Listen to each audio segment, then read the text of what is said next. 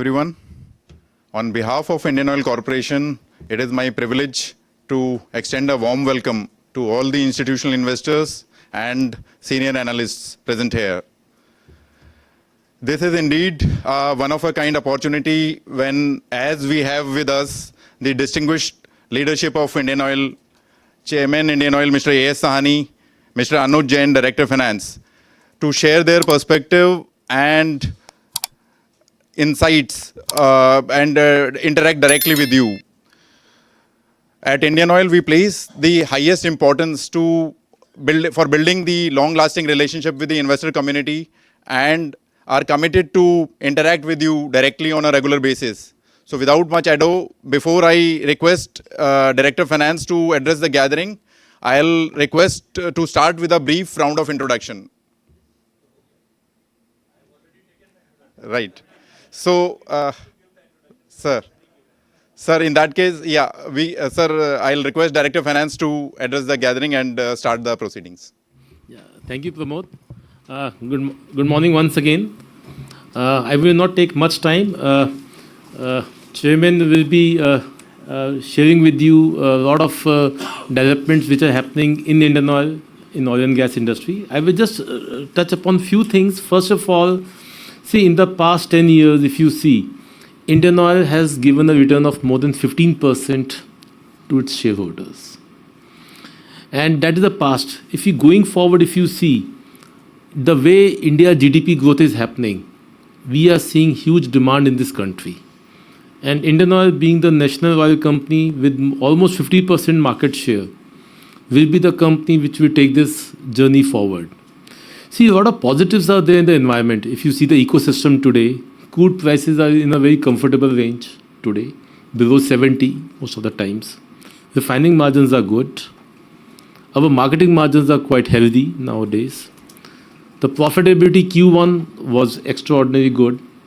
Q2 looks to be even promising. And if you see most of the other things, if the entire ecosystem, if you see today, is quite positive. Our volumes have gone up. We have achieved highest ever sales. We have a chairman will be giving a presentation, so I will not touch those issues, but I will just talk about the entire feel of the sector is quite positive. So we definitely want to understand from you people that despite being one of the upcoming sectors with a lot of diversification happening, the current ecosystem so positive, company going into so many new verticals, joint venture companies, subsidiary companies in India, abroad. We have opened a finance company in Gift City. Most of the projects, what we started 3 to 4 years back, are about to be getting over. We are going to add a lot of 25% refining capacities. We are going into, our gas sales have doubled up. Petchem is a big journey forward. Renewable. So I think my feel is, as a finance background person, as a CFO, that I got a very positive feel today about my company, about this sector. So we will have a Q&A round also, and anything you want to ask, Chairman is coming straight from abroad to have an interaction with you. Thank you, sir, for taking out time, and over to you, sir, to take this forward, and then we will have a quick Q&A round. Thank you. Thank you, Anuj, and good morning to all of you. And first of all, thanks for taking our invitation and sparing your time today in the morning. And I know that we have rescheduled the meeting time, I think twice or thrice, because of other engagements because Minister Sir is also here. You are aware that MOPNG is also here, and he also has several interactions with investors and with business editors, business houses, again 12:30 and then again 2:30 with you, I suppose. So because of those interactions only, we got ourselves shifted, and we wanted to take out some time because you are here, so we should take the opportunity and we should be able to present our case, pitch our company with you. That is most important thing that we wanted to do. So I have a small presentation that we have made. Maybe we will, moving forward, we can always do the Q&A. We are there for it. So first of all, you all are aware that we are India's largest public sector company with a 8.5 lakh crores of revenue, $110 billion approximately, which comes to that, and it forms around 3% of the Indian GDP, which is as nothing to say that it is huge. It is, but that is our pitch we start with. You may or may not get convinced with it. That is up to you. But this is my pitch, and this is a fact that we are saying that we are forming 3% of India's GDP. That important we are to the country. And today we are touching all of you, and by extension to all of you with whom you are connected. We are touching everyone. Today we are, last year we have first time crossed 40,000 plus retail outlets in the country, which is by far largest in the world by any company in any single country. Only one company, that is Shell, has more retail outlets in the world, but that is spread over 100 countries. But for a single country, this is the largest number of retail outlets that any company in the world has. So we stand here. In LPG market, it goes without saying that we are having a humongous presence in around 45% of the market share we are having.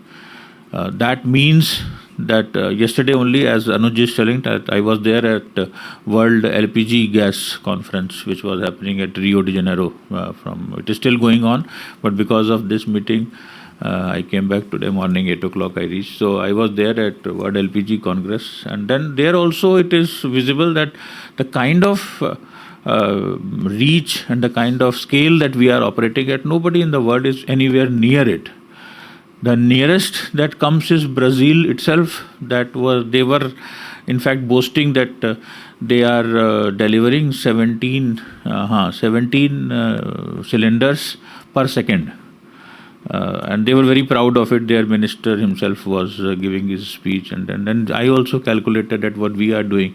So I found that I am as Indian Oil, I am distributing 70 cylinders per second. 70. So they were thinking about 17. That was very big. I calculated and I found that it is 30 lakh cylinders per day.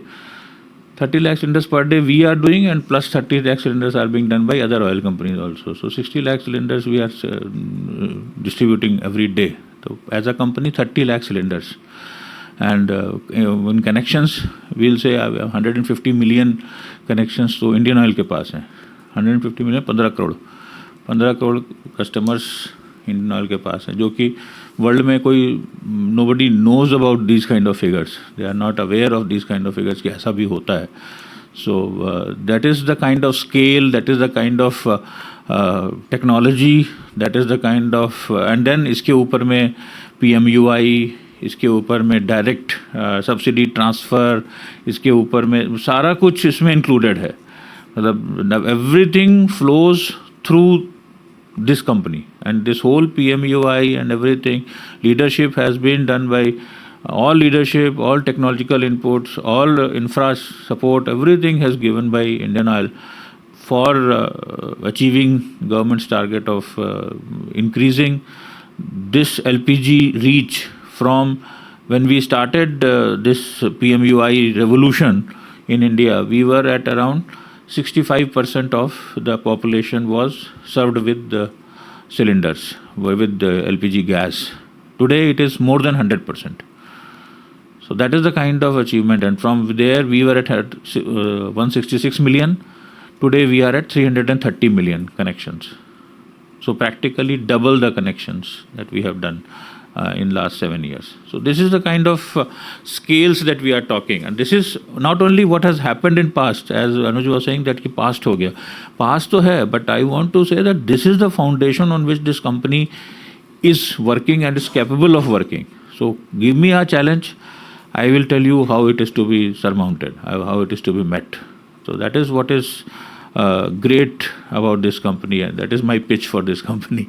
So once again, I'll say that, and then when it comes to our core, that is the refining business, we are the largest refiners. It goes without saying, 81 million tons, and by next year 26 end financial calendar year end of 26, I will be 98 million tons. So I'll be adding 20% more to this capacity. Last 3 to 4 years, our capacity expansion projects are going on, which are costing me around 90,000 crores plus, and that will be taking me to 98 million tons of capacity. And we are obviously, last year it was phenomenal. When Sansai said there's 40,000 plus retail outlets, the second milestone that we achieved was 20,000 plus kilometers of pipeline network. For the first time we achieved 20,000 pipeline network, 40,000 plus retail outlets, plus 100 million tons of transportation through pipelines. That was also the first century, and the second century was 100 million tons of products sold. So these 4 major milestones we have achieved in last financial year that ended in 25 March.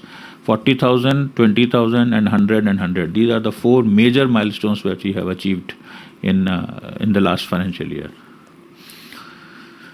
This is the growth that Indian Oil has done, starting from 1964 at 0.01 turnover to $100 billion that we have already discussed in the last slide, that we are at 110 billion ton. It went up to 110 billion dollars.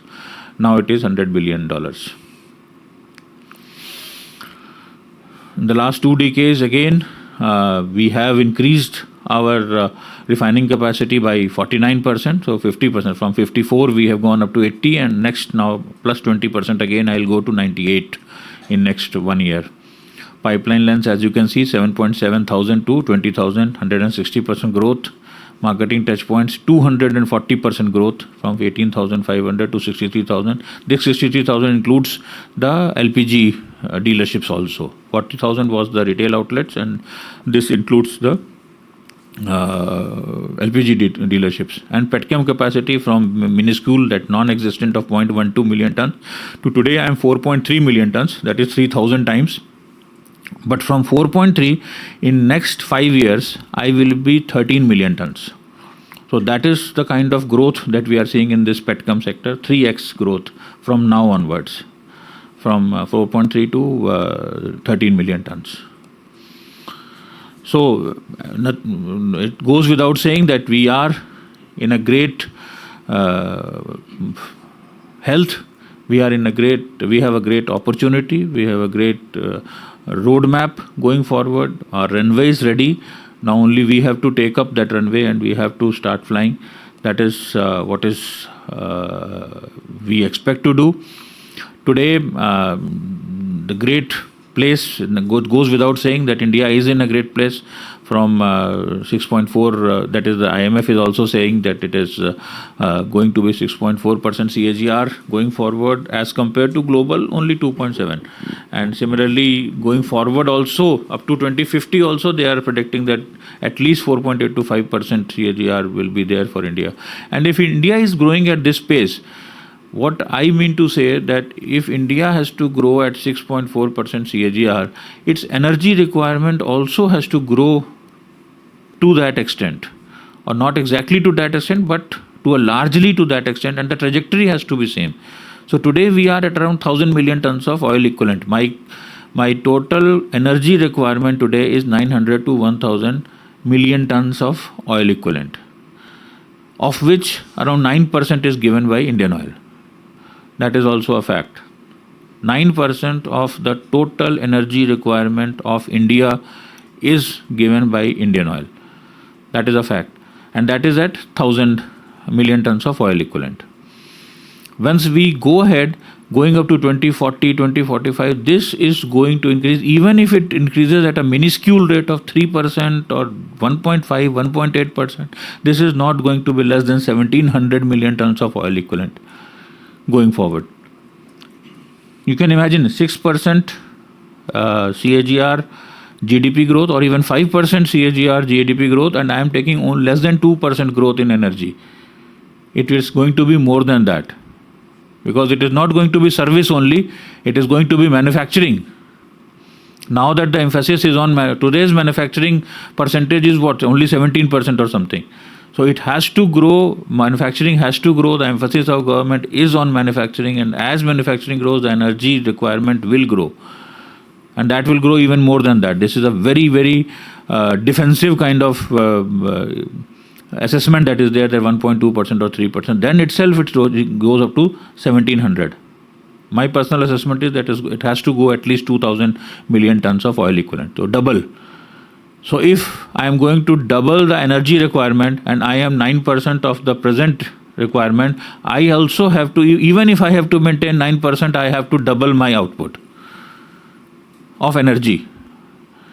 But my ambition is that I am not going to stay at 9%, I am going to be 12.5%. That is my stated target, and that is my strategy going forward. That it is a stated strategy, it is a written down strategy. It has been formed up a couple of years back, and we are working on that we are going to be 12%, 12.5% of the increased million tons of oil equivalent, 2000. So you can imagine that where we are targeting. We are targeting not only to maintain 9% of that increased energy requirement, I am going to 12% of that increased requirement, but at the same time, all of it is not going to come from oil. All of it is not going to come from liquid fossil fuel, which is my primary bread and butter today.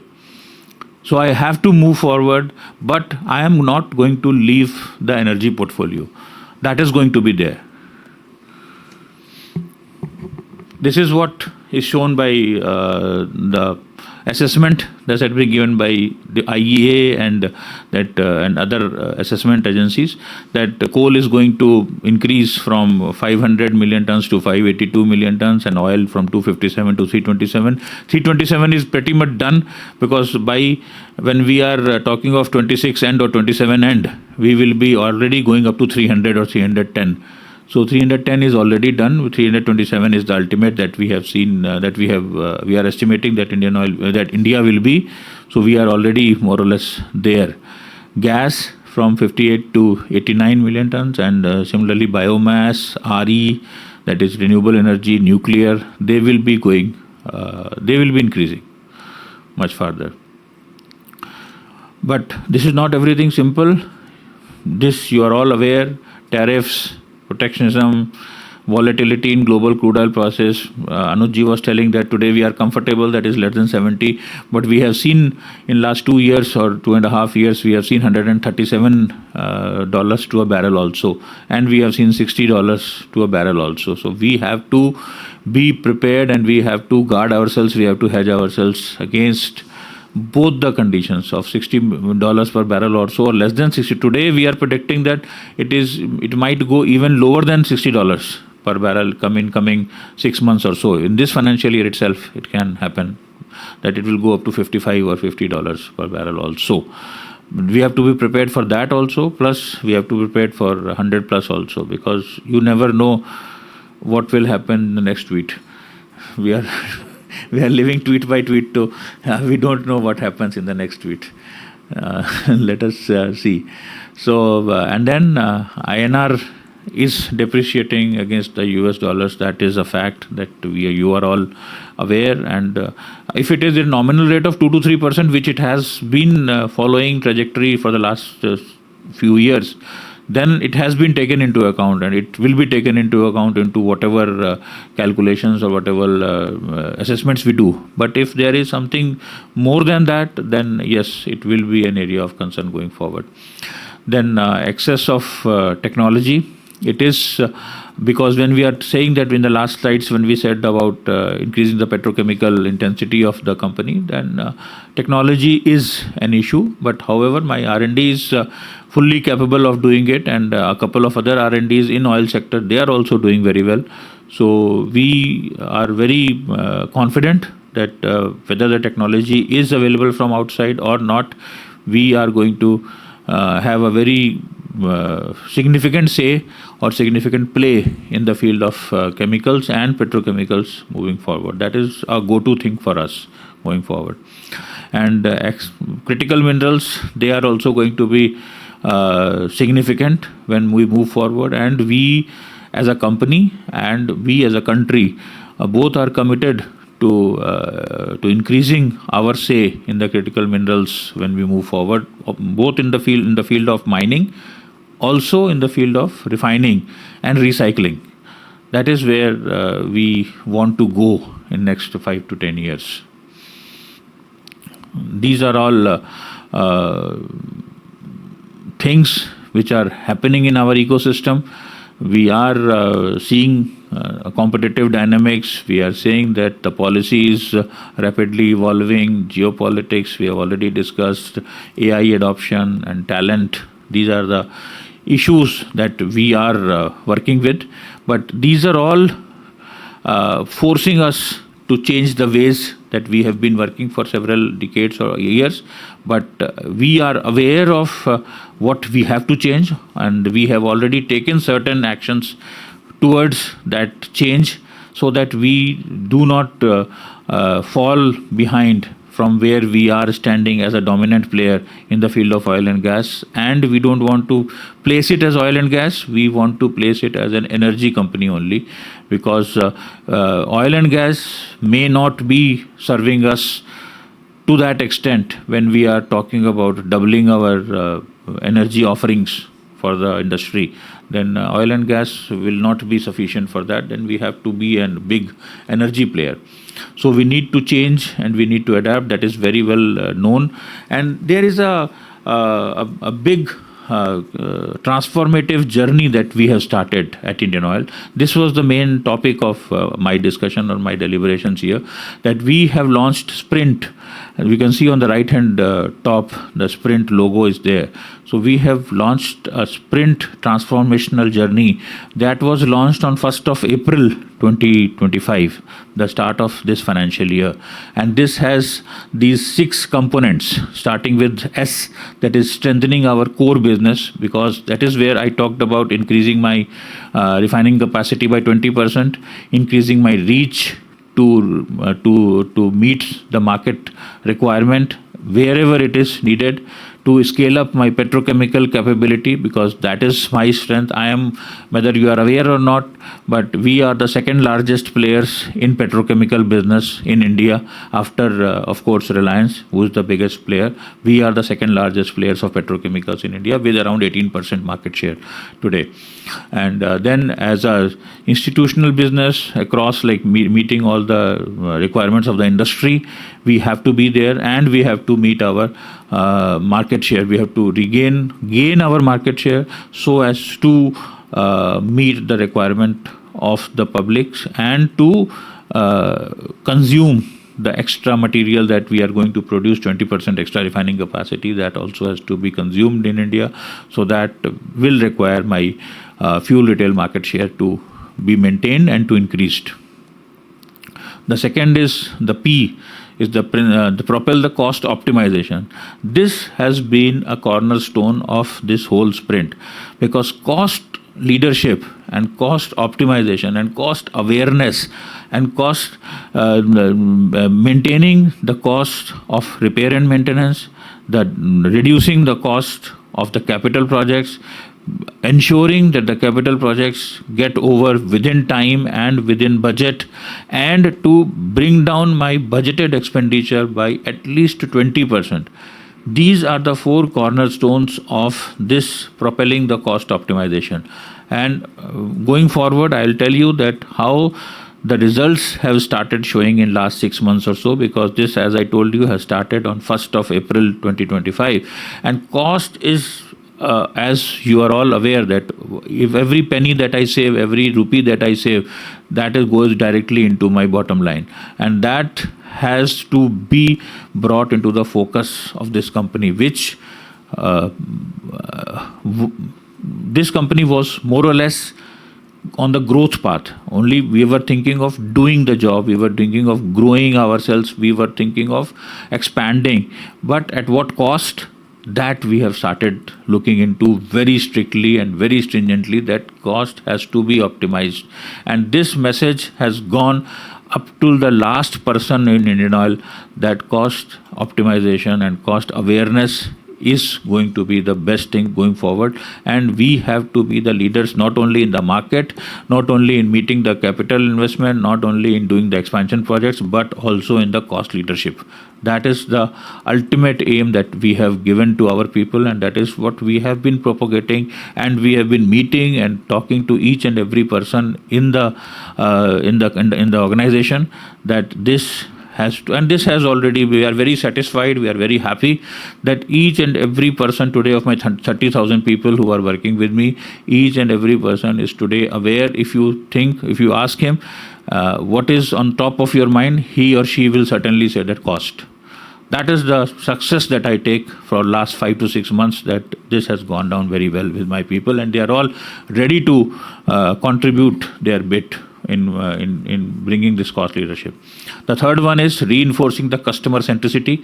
Yes, as you can say that we are the largest customer facing organization in India today, because we are serving, as I told you, 3 lakh people through my retail outlet, through my LPG people, and 30 lakh people, 3 crore people.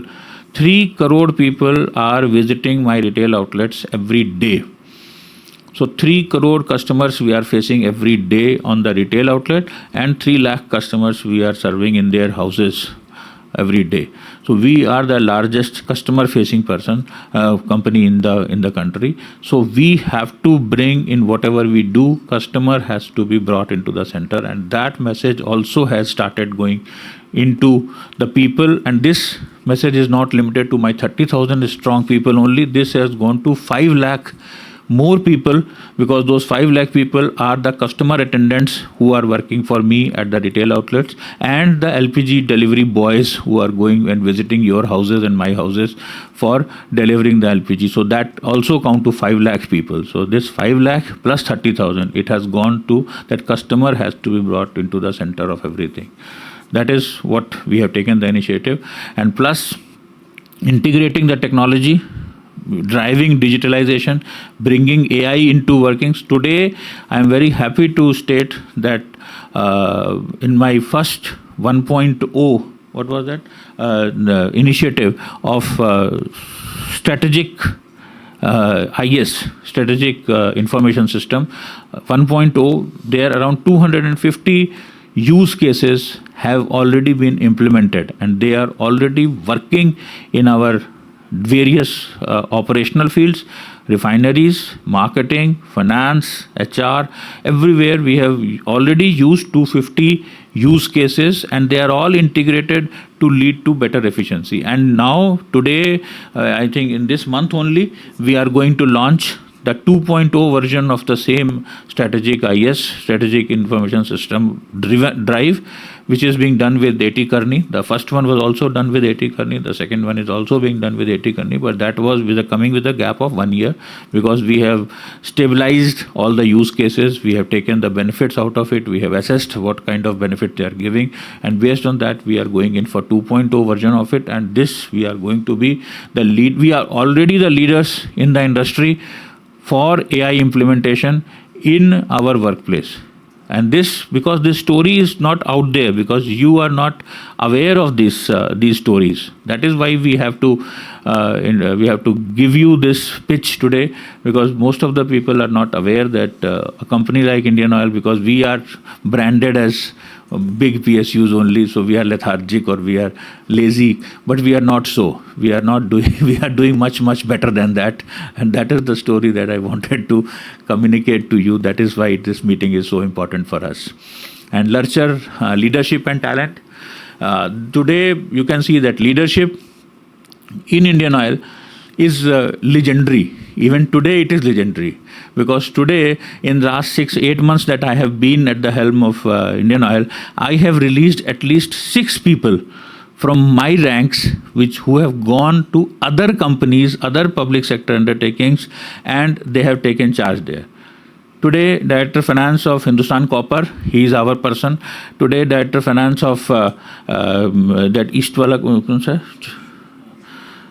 Calcutta wala, Garden Reach, वो हमारा है. Mazagon Dock हमारा है. Then उसके Petronet LNG का director finance हमारा है. Then director HR of NALCO is our person. NFL का डायरेक्टर मार्केटिंग, नेशनल फर्टिलाइजर का director marketing is my person. So you can see 6-7 major persons I have released from under me, going in heading those critical positions in finance, in marketing, in HR, in these public sectors. So this is my, and still I am not worried about my leadership. I have enough people still with us who can go and take over any further positions which are made available anywhere. And that shows the quality of leadership also, because they are chosen in an open interviews done by Public Enterprise Selection Board, at PESB. It is done an open interview wherein all the people, including the people from their own organizations, are appearing. But still our people are going there and winning hands down.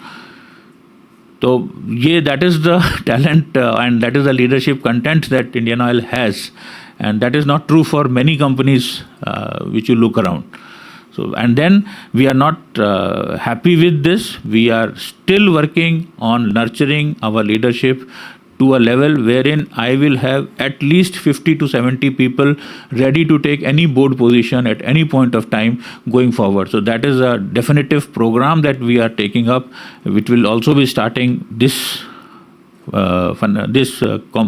by December only, this calendar year only, wherein we will have a focused 50 to 70 people will be identified and they will be groomed for taking board positions in any company in the country or maybe outside also.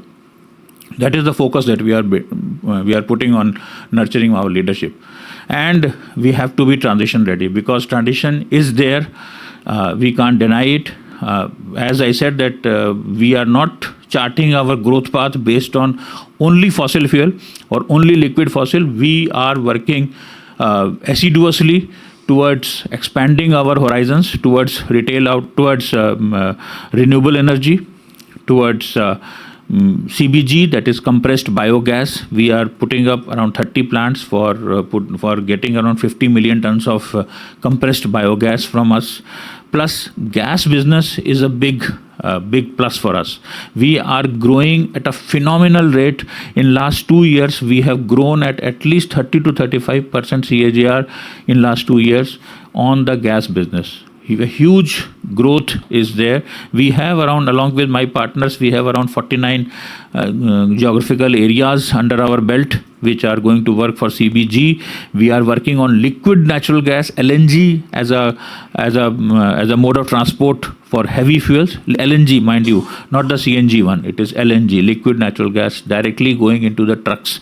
So that is a big plus. We are the almost leaders. We are around 80% market share there. Whatever small market it may be, but we are at around 80-85% of that market share we are having, and we are having very positive growth plans for LNG also.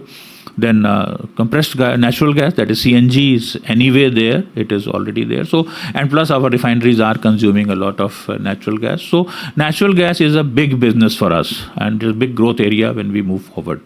And plus it is not limited to this only. We are also looking into, we are coming into two big issues. One is green hydrogen. So today Indian Oil is putting up India's largest green hydrogen plant in Panipat. That is 10,000 tons per annum. It will be ready for operations by December of 27. It is already jobs have been awarded to the companies. They have started working on it, and that green hydrogen will give me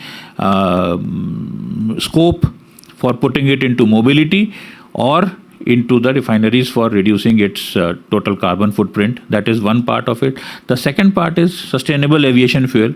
That is a huge opportunity for all the companies in India, because India and Brazil and US, these are the three countries which will be leading the way when it comes to sustainable aviation fuel. And sustainable aviation fuel, as you might be aware, that India has already signed to the ICAO, that ICAO and CORSIA mandates, wherein from 27, 1% of all aviation fuel will have to, international flights, 1% of all international flights will have to have 1% SAF. In 28, it will be 2%, and in 30, it will be 5%. So that is the growth. And 5% of, today it is 5 million tons. So 4-5 million tons का 5% अगर आप लेते हो तो it is becomes a very substantial amount, and today we are at zero. Total India is at zero.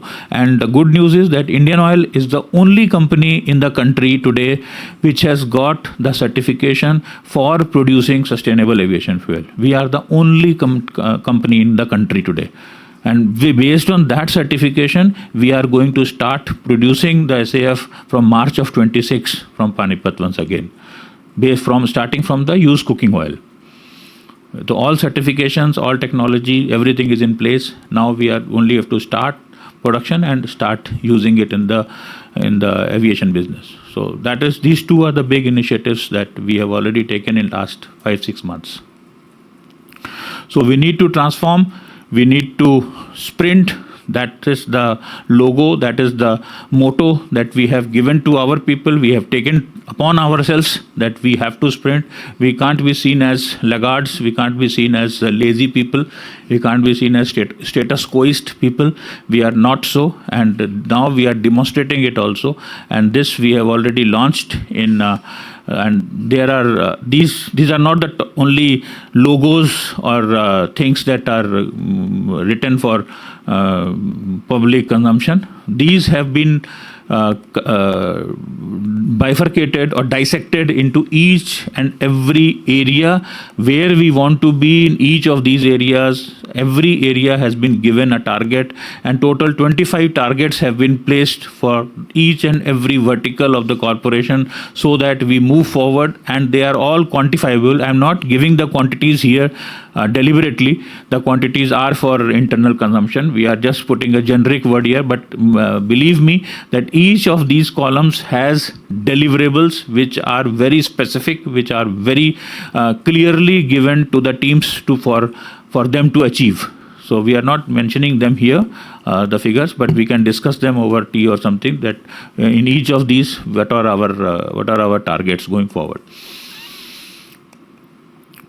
And the implementation process has been put in place, governance, roles and responsibilities, how it has been set up. It has started on 1st of April, and roles have been defined across Indian Oil for each and every vertical, for each and every department, for each and every person, what he has or she has to do and to contribute towards a sprint initiative.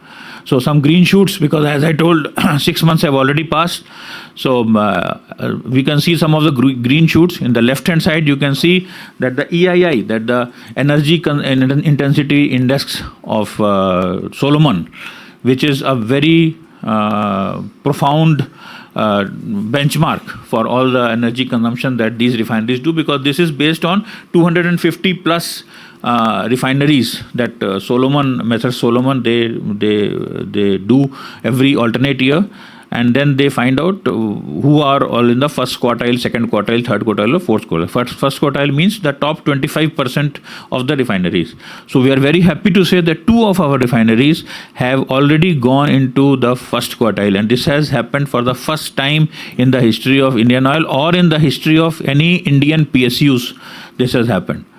So because of these, once we started in 1st of April, after that 2 of our refineries, this has not been declared officially, but this is the assessment based on what we have got the information, advanced information from Solomon. Based on that, we can say that 2 of our refineries are expected to be in the first quartile.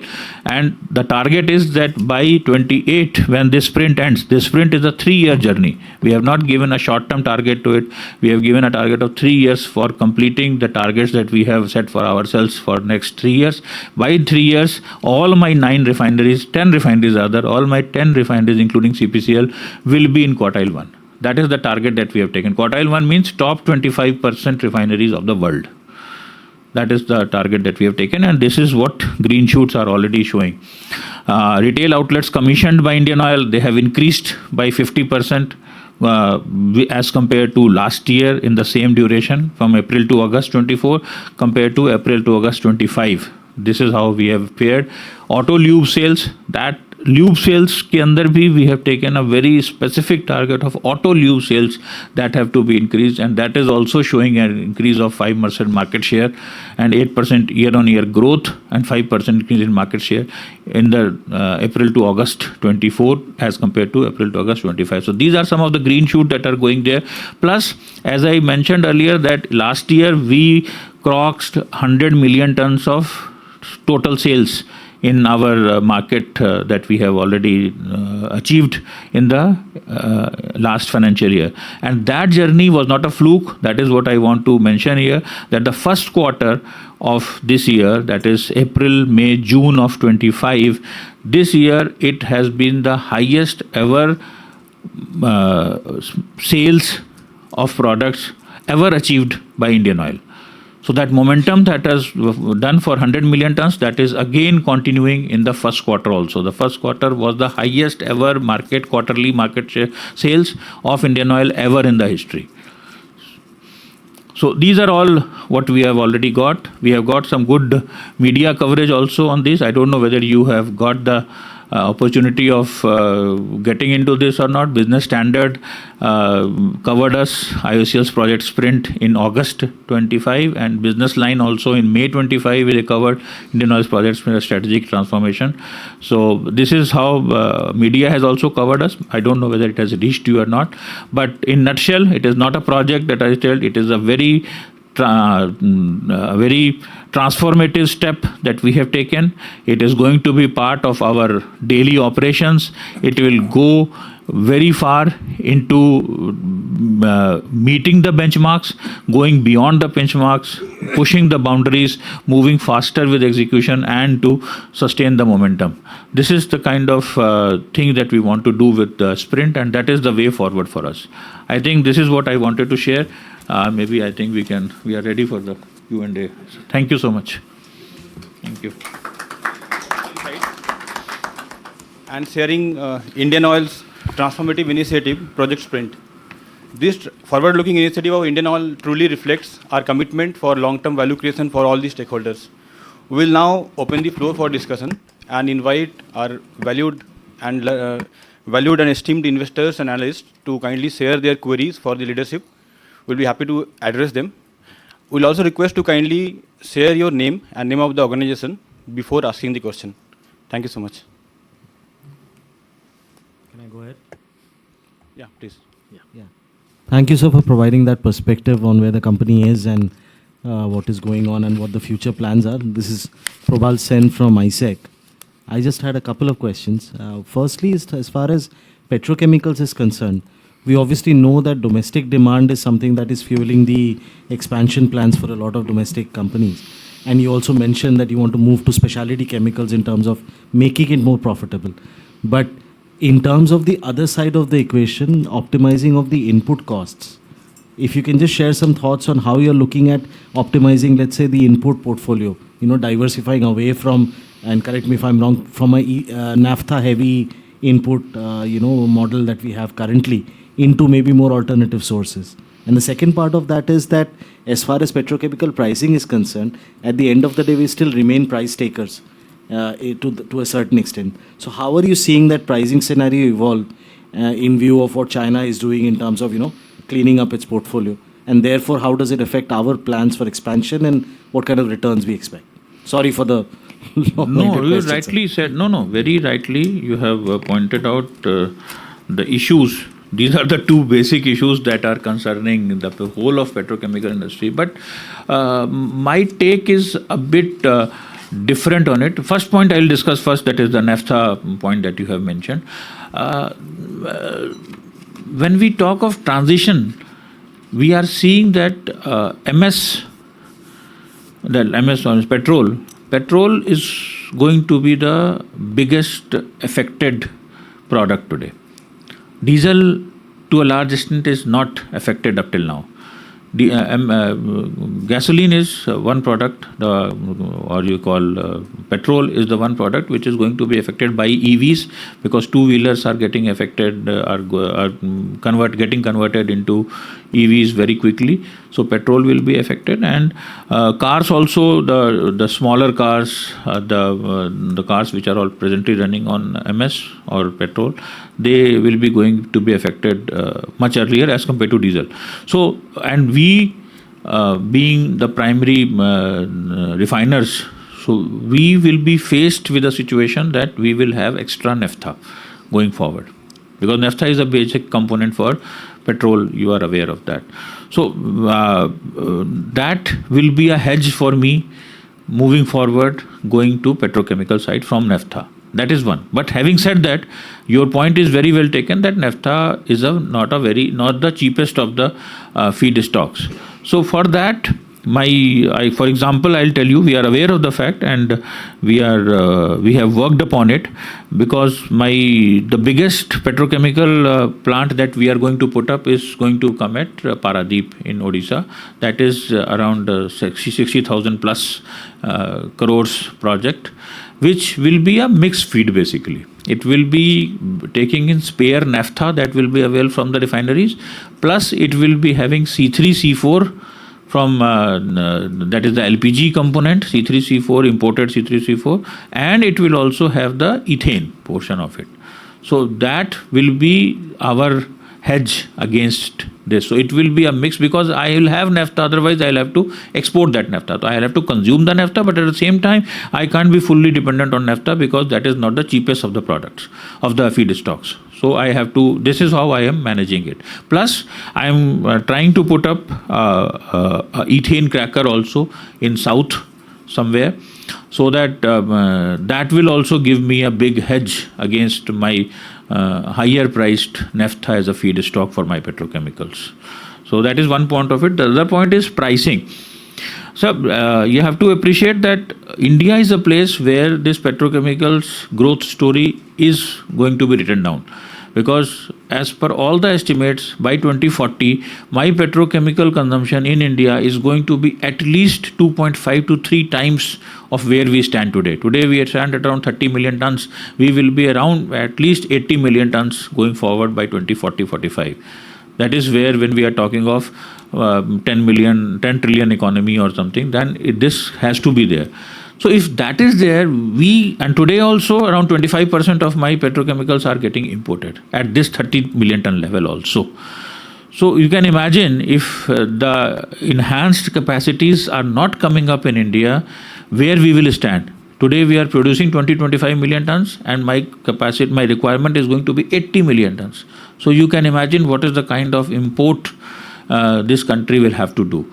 So it is necessary, it is imperative that India has to develop. We can't be crying about what China has built upon. China has built upon significantly more capacities which they will be needing. Today they are operating at 40%. They can anytime increase to 60, 70, 80%. It's all known. It's all written there. But I can't be basing the future of my country on China's capacity. I have to build in there, and then government will also, we are very confident that government will also appreciate what kind of capex we are putting, what kind of capacities we are bringing into the system, and how necessary this sector is going to be.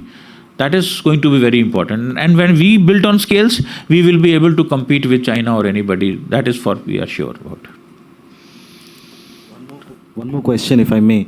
This was about the LPG business. You obviously mentioned the dominant market share and obviously the growth plans that are there. Now, conversely, with the kind of growth that we are seeing in the CGD business, given that LPG still obviously for cooking also is one part of it in terms of consumption, how do you see the consumption mix changing for LPG? And what kind of demand growth do you see in the backdrop of more and more CGD connectivity and therefore more and more gas usage, both in households as well as for the small industries in and around the cities that will be connected to the CGD network? Right. There are two growth areas for LPG. One growth area for LPG is today the number of refills that a household has on an average is only 4.5 today. That 4.5 refills per year is not what is the potential. The potential, as we are all knowing, that at least one cylinder per month is the potential, or every 1.5 months a cylinder has to come. So at least 8 to 10 cylinders per connection is going to be the norm there, and we have to reach there. So once we reach there, my from 4.5 to 8 means it is double of the whatever LPG I am using today, it goes to double. So that is one growth area. The second growth area is going to be the industrial usage. Because if we are saying that my India is growing at 6%, if I am saying that my industry is growing at 5-6%, if I am saying that my petchem or specialty chemicals or power plants or other chemical industries grow, then propane as a feedstock is going to be there, which is the case in China also. So that is again a case for growth for LPG. So these are the two areas that I see where LPG growth is going to happen moving forward. All right, sir. Thank you very much. Thank you. I will just add to one thing in petrochemical price takers. See what happened, it's a journey. First, as chairman has said, you have to produce yourself. Then produce in good quantities. And third is price very competitively. I think all the three things are going to happen. We are adding more petchem capacities. Definitely, once we become a more self-dependent, then you will be able to compete with the international people, and then you become the price givers in the market. So that journey is the entire journey. I think because I can tell you in one or two products, I can name MEG. MEG is one product which is not very profitable for us, but at the same time we are the price givers in this continent. Yes. Yeah, hi, this is Sabri Hazarika from MK Global. So my question is also on petrochemicals. So when I look into your numbers up to FY22, the petchem business has been doing well with a bit close to 5,000 crore. But from FY22 onwards, we have suddenly gone into losses. I think FY23, we were at a 3,000 crore loss. FY25, 300. A bit loss, I guess. So I think at that point of time you had that Paradip PPU also coming up. So just wanted to know more details on why there was such a big shift in the petchem earnings. Now also you have got a lot of capex coming up. I think the acrylic plant is also commissioned. So what is any kind of like earnings guidance or any kind of like margin guidance in petchem you can give? This is a trend that you must be seeing. Even the bigger players also, and all the players are somehow struggling with the margins. The point that was made in the first question that we are the price takers. It is true that we are the price takers, and the prices are being given by the bigger players, be it in the Gulf or in China. Both sides, they are there. They have the capacities. So margins are tight.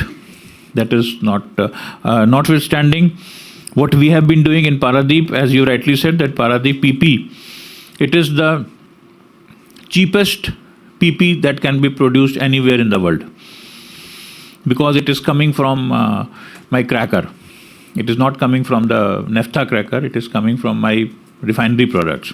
So any PP, and this advantage Indian Oil will always have, because we have our 9 refineries or 10 refineries. Out of 10 refineries, in 4 of them, we will be having PPs which will be produced from the refinery of gases. So they will be the cheapest PPs that can be made in anywhere in the world. So that advantage will always have. Plus you have seen, rightly mentioned about the butyl acrylate. Butyl acrylate we have commissioned in last 2 months. It has been running. Recently, I think 10 days back, Honorable Prime Minister has also dedicated that to the nation. And now it is working very well. And butyl acrylate, I'll say, for the information of all who are not very well versed with petrochemicals, I can say that it is a 100% import substitution product, which is going into the heavy growth areas of paint and varnishes and adhesives.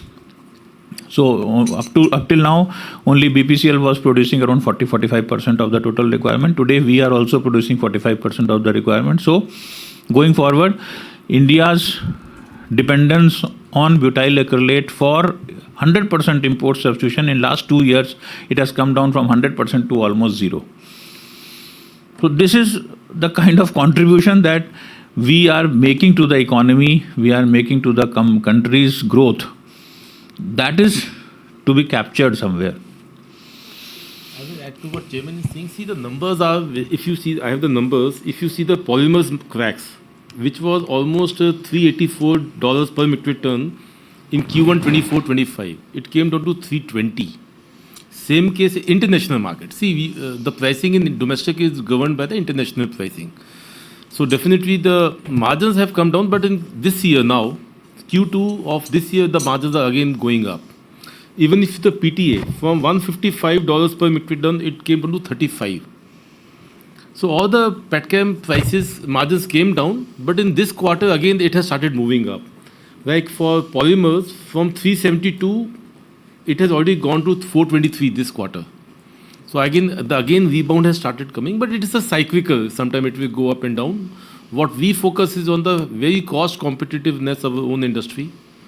And definitely, it has a big demand coming in the country. So both way, it is a comfortable range. So, One so thing do you have to rest assured that when Indian Oil is making petrochemicals, they are going to be the cheapest petrochemicals that anyone can produce, because we are making petrochemicals from an integrated system. We are integrating all our petrochemicals with the existing refineries. Nobody else is doing it. Everybody else is putting up, importing naphtha from somewhere, importing ethane from somewhere, importing LPG from somewhere, and then putting petrochemicals. But we are doing everything in an integrated manner. So our cost of production is going to be minimum. And if still I am not making that much money, it means that the money is not there in the market. But that is also incidental, that is also cyclical, that is also temporary. We are very confident that these margins will be there, because if I am not able to survive, if I am not able to make money, then nobody else can make money in the country or in the world also, that much I can say. Right, sir. And second, just a small question. You mentioned about TerraClean IPO. So do you have this in strategy that many of the subsidiaries, associates could be put up for monetization? TerraClean has been made for that purpose only. I will not say for others, but TerraClean has been made for that purpose. For most of my renewable businesses, most of my gas, like compressed biogas businesses, most of my ethanol-based businesses, most of my SAF-based businesses, they will reside ultimately in TerraClean. And then TerraClean will be the green arm of Indian Oil, which certainly will have very higher valuations as compared to what you are giving me today. So for that, I'll have to go into the market to get that valuation. Thank you so much. Now, This is Nitin from Philip Capital. So thank you for this presentation and giving us this opportunity to interact with you. So it's very heartening to see the project sprint that you spoke about. I mean, that's a very detailed program that you've undertaken to roll in efficiency. So I was just wondering if it would be possible for you to help us understand in quantitative terms what kind of perhaps cost efficiencies we are looking at with Project Sprint over the 3 years, and what amount of that could be sustainable. And I'll ask rest of my questions after that, sir.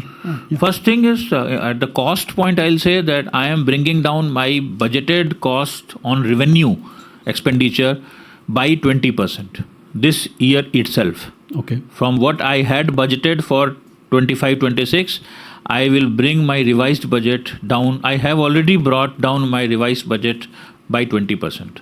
So that is a direct effect of it.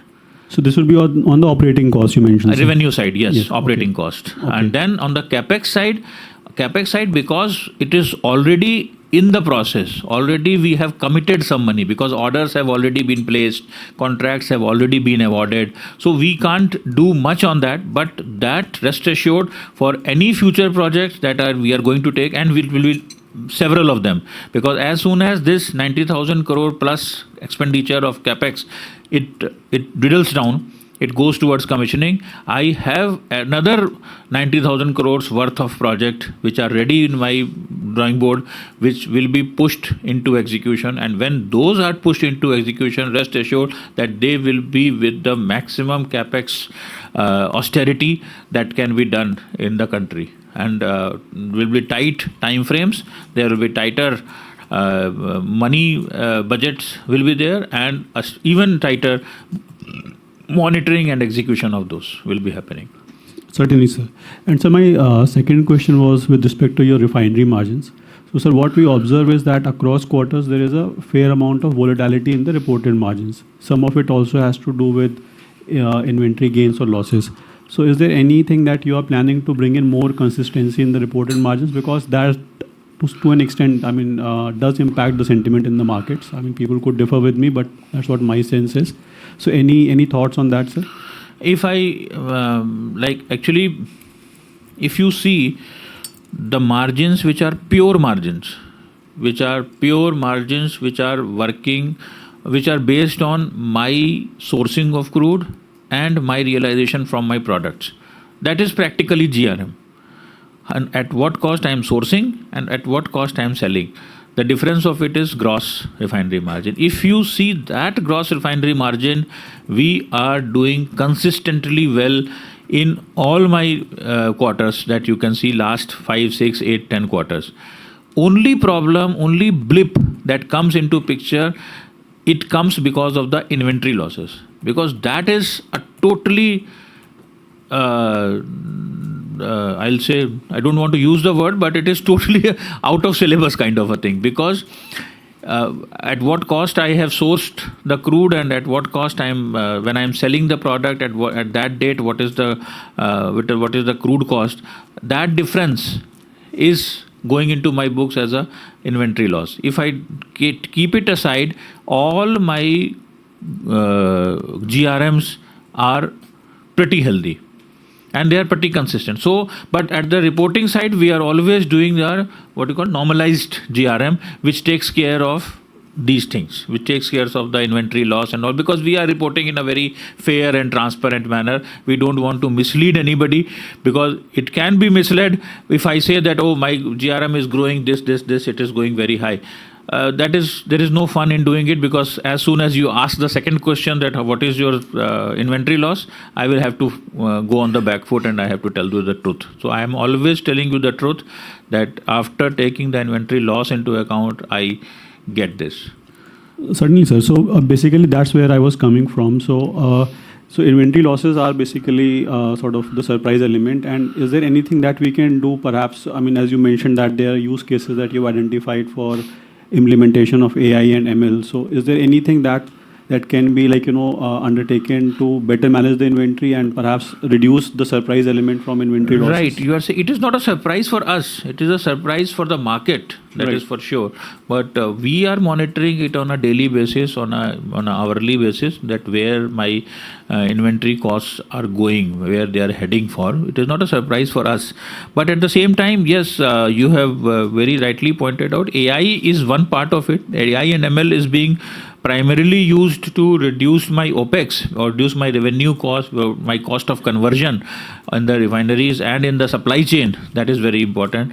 And supply chain of crude itself is very important, because you are aware that $3 to $4 per barrel on a $70 crude, it goes into transportation only, $3 approximately. So that optimization will be coming from AI for reducing the overall cost of procurement of crude. We have been diversifying our sources to a very large extent. You might be aware that last 2-3 years back, it was only 27 countries or 27 geographies from where we were buying crude. Today, we are buying crude from at least 40 geographies. So several new geographies have been added. But at the same time, as these geographies are being added, some of them are pretty far, because Brazil is one of the locations from where it comes. Argentina is going to be there. It is not there as of now, but it is ready to give us some crudes. Venezuela will come someday, today or maybe 6 months down the line, but it will come. And then other products, areas which are bringing me, like Norway is one of the areas where we have started buying some crude. WTI also is one of the, that is coming from US and Canada.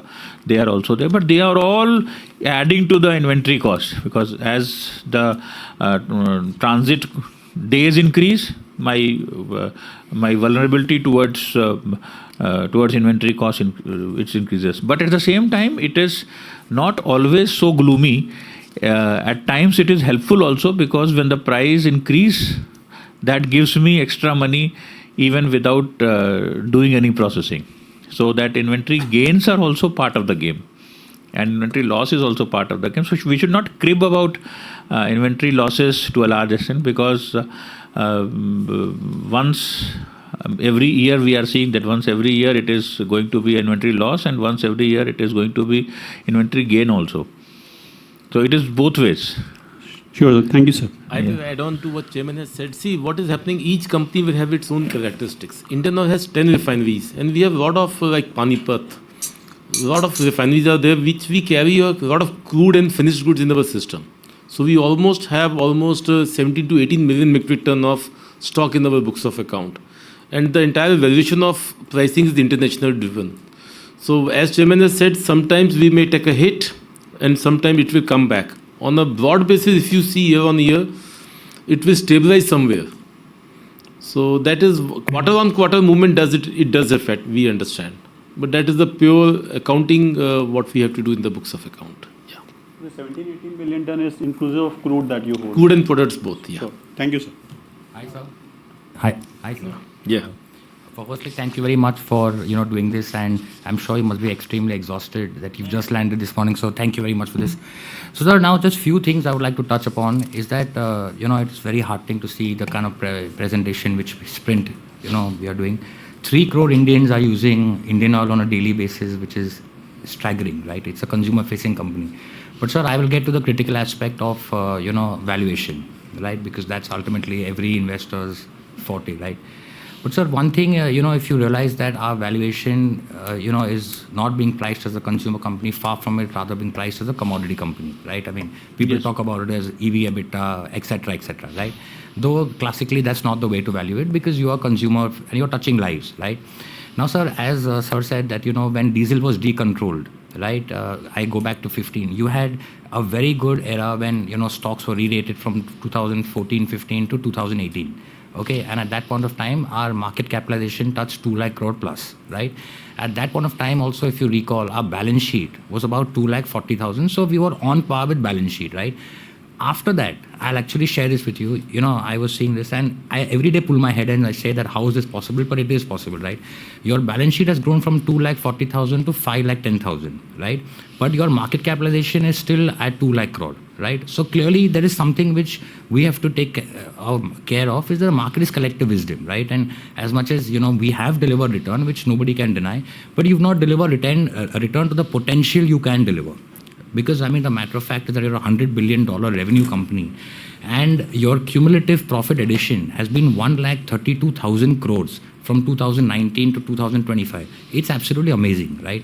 You are a part of the Nifty index as well. And today, unfortunately, because of loss of market level, we are out of it. And so have been DPCL's case and HPCL's case.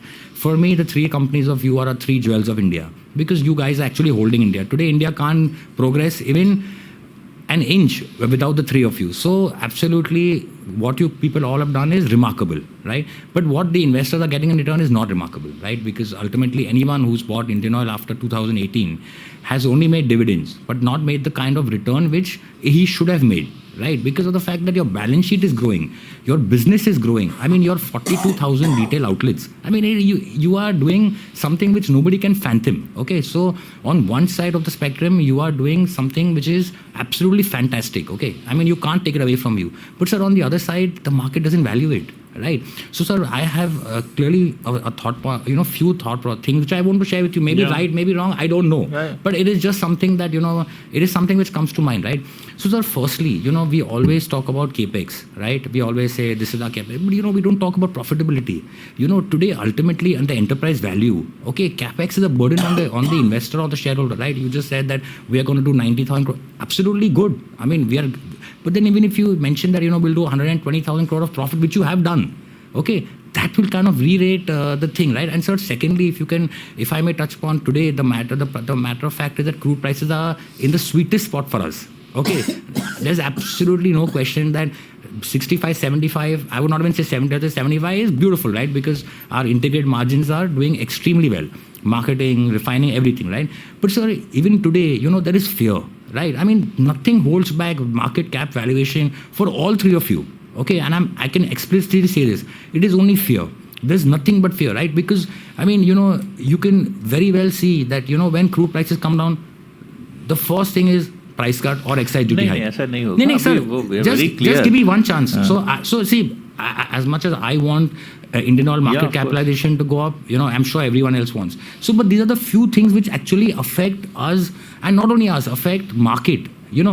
Just that clarity of thought process in pricing, which is absolutely prudent. Trust me on this, that you guys have been the most remarkable in terms of pricing over the last 2 years, right? From 2024 onwards, only that one you had the price cut. After that, it's been extremely good, right? So profitability is never an issue for us, right? Because you did 42,000 and then you did 14, but the LPG money has been given, so effectively you'll get the money back, right? So that's maybe a lag of few quarters here and there. So no one denies profitability. What is lacking, sir, is confidence, right? And I'm sure you can use forums, where you're meeting investors, analysts.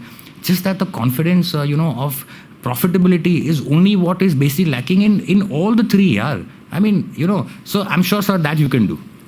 Confidence की जहाँ तक बात है, I can always give you confidence that we have nothing to worry on pricing, on affecting our profitability, because nobody is stopping us from being more profitable. We ourselves have to, I will not say that we have been doing everything good, we have hunky-dory, we are the best companies, and then you start investing into it. I will not say that. Whatever market thinks, market is supreme. Whatever market decides, market is supreme, and deciding in their own wisdom what they want to decide, they can decide, and they have decided, and they will also in the future they will decide.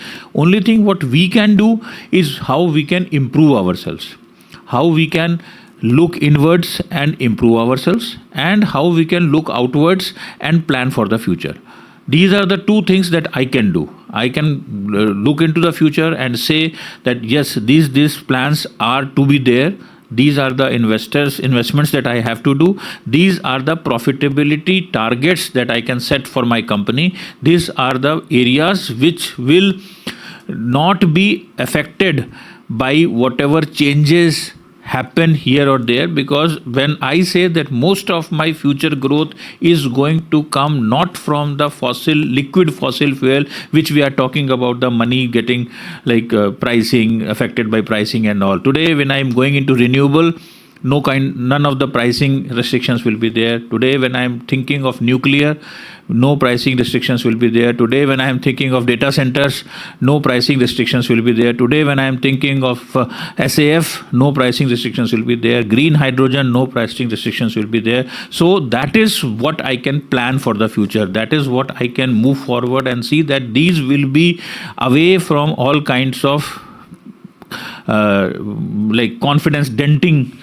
factors that you have mentioned. It will be away from all of these things. So that is how I can plan my future, and that is the roadmap that I can show to the investors. That is the roadmap that I have shown to my people. We have decided on ourselves, we have taken upon ourselves that these are the 5-6 sectors which we are going: gas, petrochemicals, renewables, nuclear, data centers, compressed biogas, SAF, green hydrogen. These are the 7-8 areas which are not affected by any price restrictions. We can go forward and we can base all our future investments, projects and plans based on these 5, 6, 7 items. So this is where I can do. And for the existing core business, what I can do is I can reduce my revenue cost, my operating cost. I can optimize my operating cost. I can use technology. I can use digitalization. I can use the best methods that people can deploy for bringing down the operating cost, for bringing the cost consciousness. That is what I can do. So these are the two-pronged theories that I am working on, and this is what is presented against you, in front of you, for your assessment. Please. Hello. So, sir, you mentioned 20% OPEX saving this year itself. Any medium-term target, and if you could give some broad head under which you are trying to some breakup. We are now nearing the second quarter. First quarter हमने देख लिया. First quarter में we have done pretty well.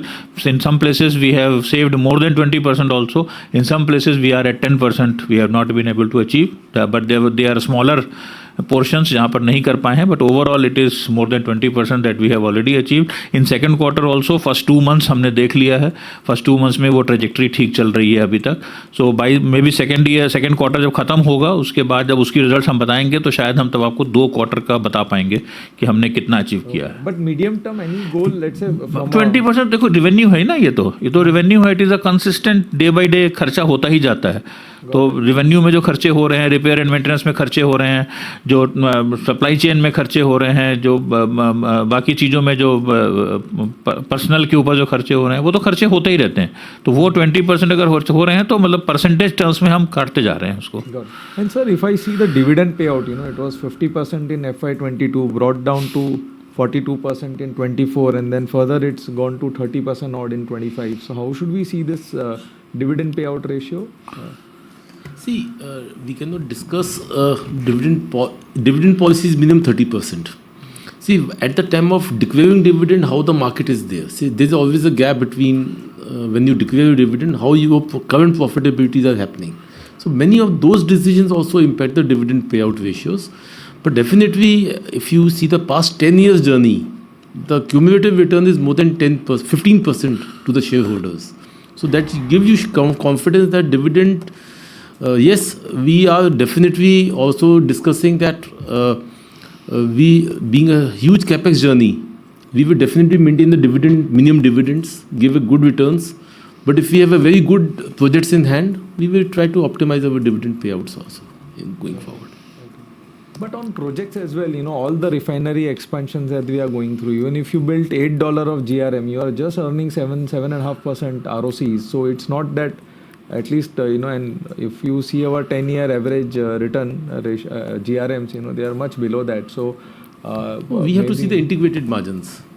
If you see the integrated margins both on refining and marketing, they are quite healthy. We have a biggest pipeline network also, so that also gives an added advantage to the company actually. Yeah. Nobody talks generally about the pipeline network we have. So we have the biggest pipeline network. And then the gas business, we are having a huge margins in the gas business. Our volumes have doubled up in the 1 year. Yeah. So all those factors, cumulative is quite a return on capital employed is quite good. Yeah. What Chairman is saying, despite these things, what is in our hand is because many of these factors still remain. This is the way petroleum sector works. What we are doing is optimizing each and every vertical of Indian Oil. Optimizing our revenue cost by 20%, optimizing our capex. So all those things are happening simultaneously. Okay. And generally, what we've seen is like, let's say you are expanding refining by 25%. Across all periods, we've seen all companies facing the issue that whenever there is a significant increase in capacity, 1-2 years at least the GRM gets impacted actually because volumes go up, but that stabilization period and also even like say for us when Paradip came in, our console GRM underperformed quite a bit. Now HPCL is going through that phase. So last 2 years we are seeing significant drag on the GRM. So how are you kind of preparing to offset? थोड़ा सा फर्क है गुरु इसमें, थोड़ा सा फर्क है. I come from refinery background, this way I can tell you very confidently that this is a different ball game because these are brownfield expansions.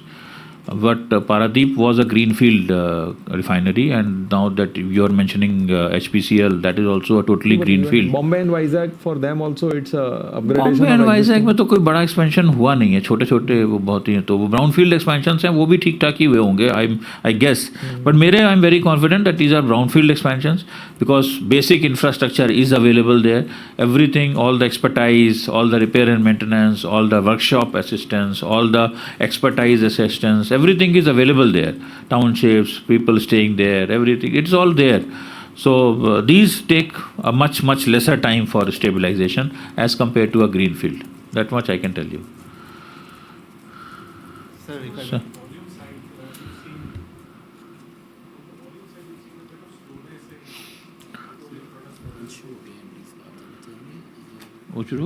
Yeah, sir, on the volume side, we've seen a little slowdown in petroleum products. एक minute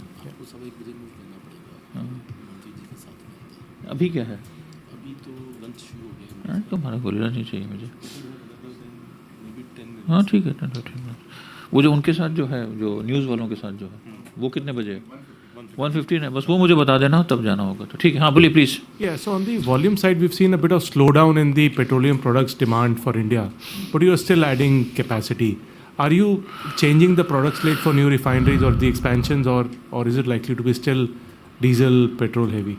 No, diesel, petrol has to be there. There you can't escape that.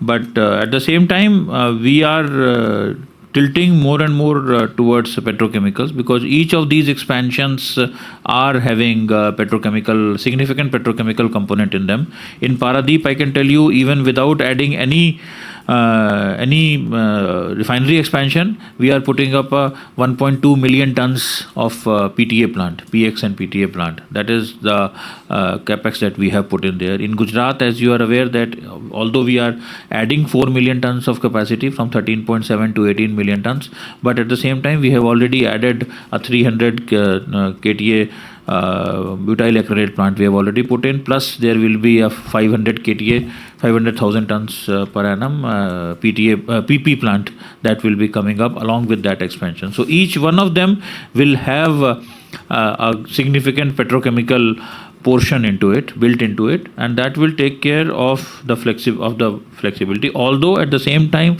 you are rightly saying that the demand growth is subdued. But let me put you this way, that this has been a phenomenal year for rains. This has been today also, again tomorrow onwards, Bombay is having a red alert kind of a thing. So last 4 months have been continuously raining all across India, and that takes its hit on the diesel consumption, because diesel primarily goes into the gensets for irrigation and all, so that has a significant bearing on consumption. This consumption is not going anywhere. As soon as the rains go away, this will come back from next month onwards. Again, it will come back. So diesel, we are not bothered, because diesel, not many alternates are there. As I mentioned earlier also in the talk, that we don't have any very significant alternatives for diesel coming today. So diesel demand is not going anywhere. Diesel demand has to grow at least 2%, 2.5%, 3%, and the kind of growth that Indian GDP is showing, this diesel demand is not going anywhere. So it has to be there. Although, yes, you are rightly said that if I am increasing by 20%, from where this 20% demand will come, in the intermediate, we might have to export some of the product, which we are ready for. Our infrastructure is ready for that. Our pipelines are ready for that. Our ports are ready for that. We have made plans for keeping ourselves ready for the eventuality wherein we will have to export some portion of our newer capacities. But one thing is there, see, there's a aviation demand is going so high. So we have all the option to convert some of our product to aviation fuel going forward. And aviation demand, the way we are seeing, is very enormous. Aviation demand, I can tell you, in next 10 years, next 10 to 15 years, it will be 3 times of where we stand today. 3x. Today we have around 800 planes in India, commercial planes. Today we have around 800 commercial planes. And can you imagine the number of orders that have been placed by the Indian Airlines? 1,500. Already orders have been placed by Indigo and Airlines. Today is 800 and 1,500 new planes have been ordered. So you can imagine the kind of growth this sector is going to have and from where it will come. Today it is more or less balanced, the supply demand. So from where this aviation fuel will come. So, and lot of my diesel can anyway be, anytime it can be, I don't know whether you are aware or not, but that large portion of my diesel can anytime be converted into aviation fuel with a very small capex, very small capex, insignificant capex. Okay, interesting. Thank you. And lastly, on the diesel LNG front, you also talked about LNG trucking. Yeah. Is that a big initiative or is it a small part of the... As of now, it is a small part, but basically it has to be dovetailed with the availability of the fleet that is ready to use LNG. And thankfully, or I'll say, we are in a very happy situation that some of the bigger fleet owners who are ordering who are going to order or they are already ordering, they are ordering LNG fleets. And we are in touch with them. We are having significant conversations with them and we are collaborating with them that whenever they are ordering and whenever they are planning to operate those fleets from point A to point B, we are there and we are willing and we are already planning or we are already in advanced stage of planning to put up our LNG stations on those locations, on those routes, so as to serve them. Because there is no fun in putting that LNG stations where the LNG trucks are not there. So we are collaborating with the fleets, and that is the model that we are working on. Thank you. Yeah. Yeah, hi, this is Vivekanand from Ambit Capital. I have two questions. The first one is on TerraClean. So you currently are targeting around 5 gigawatt in the near term as far as your portfolio is concerned. We are targeting 18 million tons in the near terms. Near Sorry? terms means 5 years. 18 gigawatt. 18 gigawatt in the near term. So that is 2030. Even before that. Okay. And could you explain to us how you plan to get there? That is one. Secondly, as far as the existing initiatives are concerned, you have bioethanol, you have CBG, you have also set up biorefineries. So what are the IRRs and what is the rate at which you are operating, rate of return at which you are operating here? Because you said that you want to eventually monetize these assets. So my questions are both related to TerraClean. One is how do you get to 18 gigawatt? And second is what is the base portfolio profitability of the new energy or renewable investments? Thank you. Going up to 18 gigawatt, yes, it is going to be both organic and inorganic. Organically, we are planning that we will go of those 18, we will go around 5 to 6 gigawatt, we will go organically. And the balance we are targeting for inorganic takeovers or inorganic growths, which are opportunities that are available in the market. We have put up a dedicated M&A cell for that, which will be looking after these opportunities, and we will be bringing in those opportunities to us for acquisition. We are willing to take those. That is one part of it, and it will be a mix of both the things. It will be mix of assets, it will be mix of platforms that we will be taking up, and also we will develop our own platform for 5 to 6 gigawatts. That is one part of it. Regarding the profitability part of it, you are aware of what margins are available in renewable. It is ranging anywhere between 14% to 13%, and on equity it is going up to as high as 15% also. So we are working on those lines, that it will be giving me return on equity more than 15% at any point of time. That is one part of it. Plus, you are saying that CBG today is having very marginal margins, I will say, because still it is in stages which needs a lot of support from our side, because a certain portion of it, that is the क्या बोलते हैं उसको, fertilizers, those organic fertilizer part of it. So wastage that comes out of that CBG plant is used as organic fertilizer, and that forms a very significant portion of the revenues that we get from the CBG plants. So as it is getting monetized, as soon as it starts getting monetized in a proper way, these CBG plants will also start giving us benefits. But these are not, I'll not say that they are going to be a very significant portion of what I am going to do. Because CBG plant, as you are aware, under Satat also, the plan was that we will be ensuring the offtake of gas, and the plants were to be put up by the entrepreneurs themselves. And we were only going to give them the guarantee that we will be picking up the gas that they will be producing at a certain rate. So that was the model. But that is not picking up. So we have started doing some of them by ourselves in order to demonstrate the technology, in order to demonstrate the profitability, and in order to demonstrate how these can be worked upon properly. So that is the purpose of our CBG plants. We are not going to put up a huge number of CBG plant ourselves. We have put up a target of 30 CBG plants only as of now. Right. Last question on the... I think just 1 minute. We will take few others because Chairman will have to leave within... As Mr. Vadrajan, you have been trying on one or two questions. You were saying something, na? Pehle bol dete hain. Yeah. You were saying something.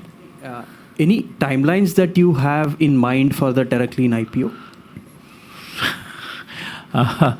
I'll say 28 will be the right kind of time frame. Somewhere in 28. When we have a substantial figure of gigawatts under the belt of TerraClean. Yes. Yeah. Thank you, sir. This is Varatharajan from Antique Stock Broking. I had one question and one suggestion. My question is on the crude procurement as well as exports to Europe. Today, given the sensitivity on the Russian crude, how are we looking at the strategy? Will the export ban or of products affect us to start with? Diversification, does it impact the margin? I don't think so, because today I'm not exporting. I'm not exporting to a large extent. My exports in a significant portion might start in the second quarter or third quarter of next financial year. That is when I said that my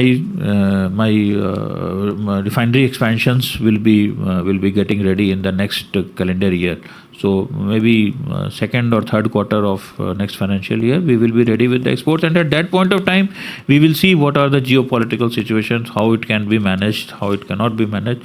Whatever are the policies of Government of India at that point of time, whatever support and whatever directions are given by the Government of India at that point of time, those will have to be adhered to, that we have to adhere to, because we get lot of support from Government of India, and we want to abide by the geopolitical motives and geopolitical stand taken by the Government of India.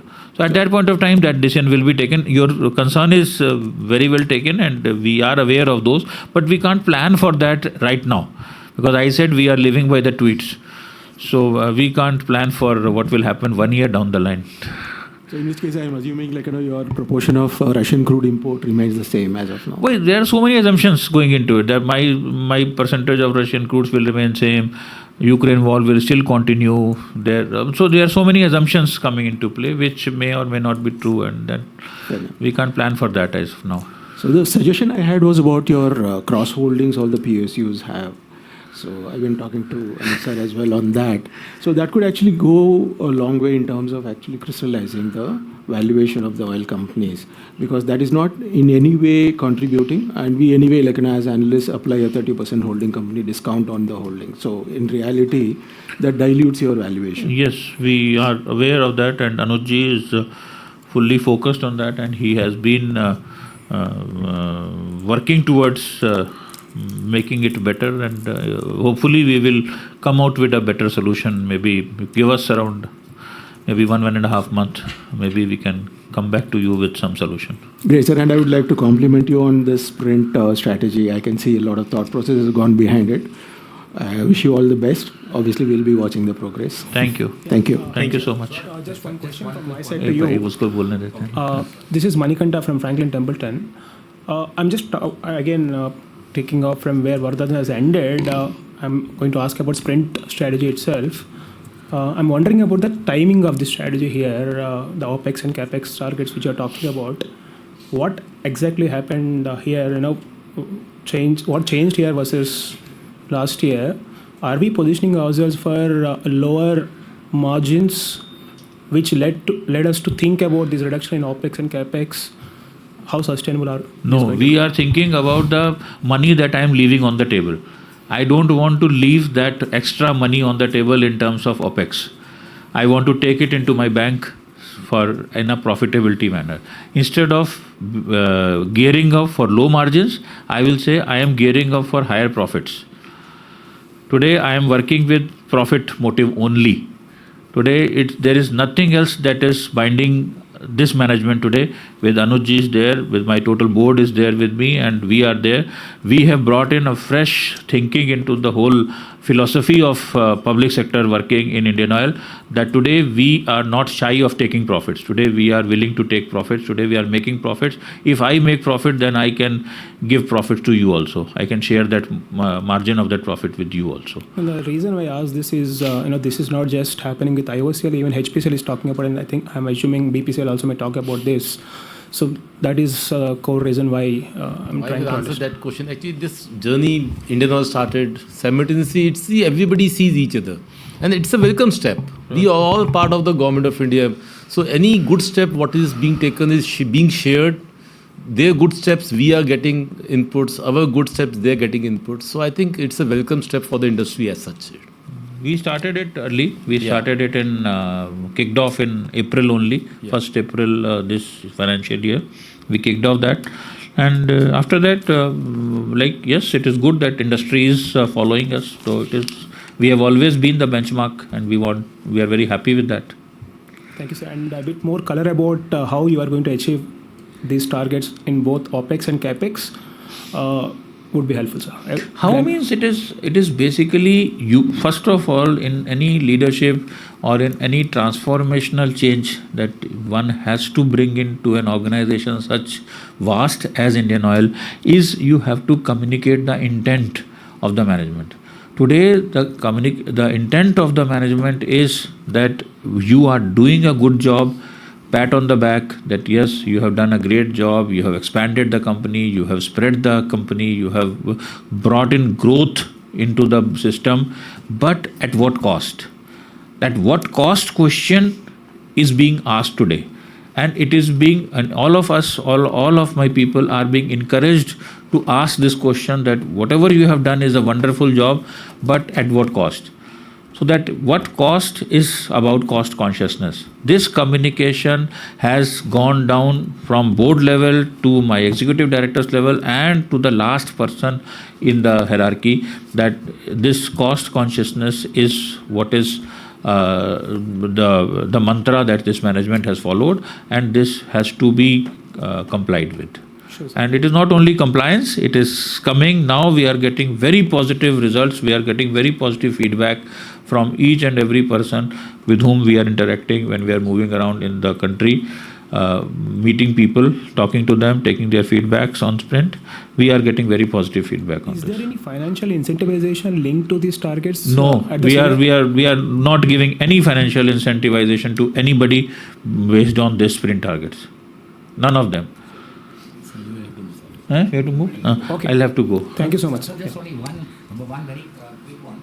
So, sir, basically you reported on. I think Sumit. No, he's there. He's there. Okay. Okay. Sir, we have to move. Because Okay. Mr. already come. Okay, So sure, yeah. Thank you. Yeah. Thank you. Thank you. Thank you so much. Thank you. Please. We will take another 5 minutes, then we will have a. Just only one very quick Yeah, one. please. So, sir, you reported very robust financials in FY24 and FY25 also. On a core number, you did very well, right? You reported 14,000 and you absorbed about 20,000 crore LPG. So you did about 35,000. So profitability is very good. So now can we assume that this is the new norm of profitability of the last 2 financial years? What we've seen about not exact numbers, but broad range between 35,000 crore of a PAT level. You think because keeping capex in mind, keeping our growth plans in mind of how we want to increase, size and scale. So can you throw a bit of light on profitability, sir? See, as a sum of parts, everybody, you must be all experts of doing that. We have a refining margins, marketing margins, we have pipelines margins, we have gas margins, petchem margins, and then other small cost and margins are there. Like we get hit by the inventory losses sometimes. On a broad scale basis, what we say that yes, that should be our standard margins. But so many other things, like last year it was LPG under recovery, which we have got now. In Q1 we got hit, our PAT was almost 6,000 crores, quite good, but it has a good element of inventory losses. This quarter, hopefully we should not have inventory losses. So it gets set off sometime. There's so many factors simultaneously working in our company. But if you ask me, yes, that should be the standard margins for the company. But we do get affected by inventories and other factors. But yes, to be broad, yes. Thank you, sir. Yeah. So, yeah. Kirtan Mehta from Baroda BNP Paribas Mutual Fund. Yes. One question about, we have embarked on the project sprint and cost efficiency drive. At the same point of time, we are also sort of working on implementing a large growth of 18 million ton. Does sort of this cost focus create any confusion about implementation of the targets in the right manner for the project team under execution, where I think the focus is more on cost rather than sort of delivering the projects on time? See, we have a very simple metrics. You have a cost of capital. Anything new project which is coming on board has to pass the metrics of what returns it will generate. Then you have some cushion in between. What is your cost of capital? What is the cost of equity? You have some reasonable margins. And if the new capex is earning much more than that, yes, why not? We are a growth-oriented company. We have to have 12.5% share in the energy basket. So that is the broad targets. Yes, on day-to-day basis, what chairman is saying 20% is we have to do many type of capex. One is growth capex, some maintenance capex. So I think predominantly what we are targeting, spending more on a earning capex, optimizing on our maintenance capex. That is a broad strategy in the company. But any good project which will give me good return, yes, that is for which I will go. Whether it is and for the new business also we are targeting huge capex now. In terms of our existing projects where 18 million ton of the refining capacity is being implemented, what are the specific steps that we are taking to ensure that that remains on target with a stabilization period to the minimum? See, we already in the con call also we shared the timelines. Now all the projects are in the final leg of the commissioning. Yes, few of the people said it will take few months to stabilize. Since they are brownfield refineries, it will be a more speedier process to stabilize. And refining margins are quite good. So we are quite eager to bring all those additional capacities in the system as soon as possible and definitely start getting returns on that. Yeah. If we can proceed, if everything is there, or we can spend another 2 questions, then we will break for the lunch, please. Huh? Yeah. Sir, this is Sanjay from JP Morgan. I don't really have a question, but a query. Yeah. Indian Oil is obviously a very large, as you've highlighted, organization with multiple facets. Disclosure on P&L is rather sparse, right? Will it be possible for you to consider breaking up segment-wise EBITDA on a quarterly basis? It will really help all our analysis to get EBITDA split into refining, marketing, petchem, pipelines, and all of that. See, this time we have already added gas segment in our segment reporting. As far as refining margins are concerned, that is also being disclosed. So we already have, may not be in the disclosure, we are giving refining margins, we are giving our petchem margins, we are giving our gas margins. So I think, and we are always open for con calls. Anything you want at any point of time. We have a dedicated team who answers those questions. And based on today, I think most of the capex plans, when they are getting commissioned, we are quite open to have a very open dialogue with our investors. At any point of time you feel you want additional information, we would be happy to help you. Sure. I was just saying that if you print it out in a public release, EBITDA level splits, that will really help our modeling of the company, sir. No, see, I feel we are doing that, but we will discuss with you what extra you want from us. Yes. Okay.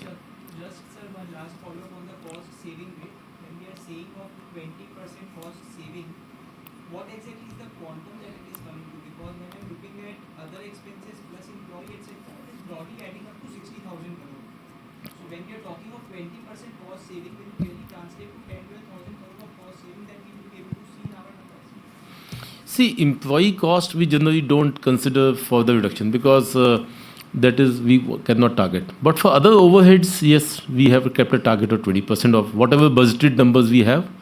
We are definitely going to target the 20% reduction on the budgeting side. Yeah. I mean, sir, better than from the percentage terms, if you can quantify the absolute what you are targeting. See, absolute will not be possible at this juncture, but definitely what targets we have set, that is for the entire company is working on 20% reduction on the budgeted numbers for the year 25-26. Yeah. Okay, sir. Yeah. Hi, sir. This is Rebu from UBS. My question is on broadly capital allocation. So I think this year our broader capex targets are around 34,000 crores, of which 50% is towards refining and pipeline, 20% maybe marketing, 10% petchem. So 80% is towards the, so to say, liquid fuels business, and rest 20% is towards gas, new initiatives. Now, beyond the ongoing projects which will be completed, let's say, over next 18 months or so, what will be our capex trajectory, let's say, over the next 3-4 years, and how this mix will change between our traditional businesses and other gas and green initiatives? See, today my maximum capex is going toward refining expansions and marketing. Now, by next 1.5 years, my refining capex would be over. Maybe some small brownfield expansions will continue to come. My major expansion will be in Paradeep, Petchem. That is almost a 10 billion project what is going to come. So that is another 5 or 6 other Petchem projects are already approved and some are under discussion. So we will be having huge capex outgo on the Petchem. Gas is most of a OPEX business.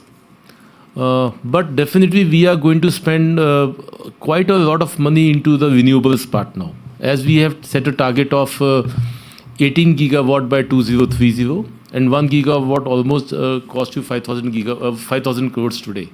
So that is also going to be substantial capex. Apart from that, we have 7 to 8 major vertical like battery swapping business, biofuels, ethanol. So we are going to spend on many other 7 to 8 major businesses in our company. And sir, do we see the overall capex going up from the current run rate of 34,000 crores? What I'm trying to understand. I would say my standard capex on my existing business should be 30,000, but depending upon the opportunity of M&A and those things, in 1 or 2 years, if good opportunity comes, my capex may go up. But if you see the broad announcements by the company, you can sum it up. It should be around 30 to 40,000 crores per annum going forward. Okay, sir. Thank you so much. Yeah. I think we can continue our discussions over the lunchtime also. We would have loved to continue this discussion, but since we are running short of time, so it's a time to wrap it up. So first, I extend my heartfelt gratitude to our chairman, sir, our respected Director Finance, sir, for their valuable time, sharing their insight, vision, and replying to the queries of the esteemed investors and analysts. Most importantly, we sincerely thank our esteemed investors and learned analysts for joining us today and for their continued trust, engagement, and encouragement. And your participation today is tremendously invaluable for us. And we also look forward to engage with you meaningfully in future. Thank you so much. Thank you for joining. We have lunch here arranged for you, so kindly please join us for lunch. And we can continue our discussions at that time also. Huh? Thank you. Thank you, everyone. Thank you.